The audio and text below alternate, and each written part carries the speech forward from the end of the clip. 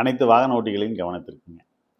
வட்டத்துக்கு வந்து பார்த்தீங்கன்னா 360 டிகிரியா டிவைட் பண்ணியிருக்காங்க. அதே மாதிரி தான் நம்ம பயணம் மேற்கொள்ளும் பொழுது நம்ம வாகனத்தை சுற்றி 360 டிகிரியில் ஏதாவது ஒரு இடர்பாடுகள் ஏற்பட்டால் that is called as a accident. பாதுகாப்பாக பயணம் பண்ணுறோமான்றதை நம்ம அஷ்யூர் பண்ணுறதுக்கு என்னென்ன வழிமுறைகள் இருக்குன்னு பார்த்தீங்கன்னாக்கா, கண்ணு மூலமாக நம்ம பார்க்கக்கூடிய ஏரியா வந்து 2லேருந்து 106 டிகிரி கவர் ஆகும் 360ல்.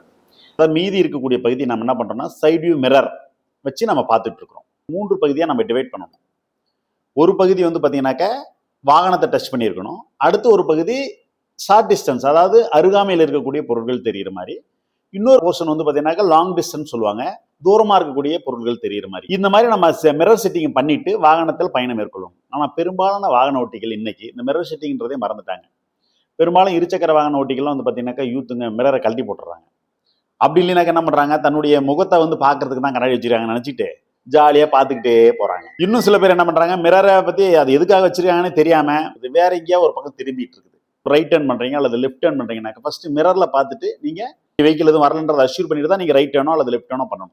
அதனால் இந்த மிரர் செட்டிங் அப்படின்ற கான்செப்டை அனைத்து ஓட்டுநர்களும் பிஃபோர் வெஹிக்கிள் ஸ்டார்டிங் வந்து செட் பண்ணிட்டு பயணத்தை மேற்கொண்டீங்கன்னாக்கா கட்டாயமாக உங்களுக்கு சைடில் இடிக்கிறது, பின்பக்கத்தில் வந்து இடிச்சிட்டாங்க அப்படின்றது, இந்த மாதிரி நிகழ்வுகள் ஏற்படுறதுக்கு வாய்ப்பே இல்லைங்க.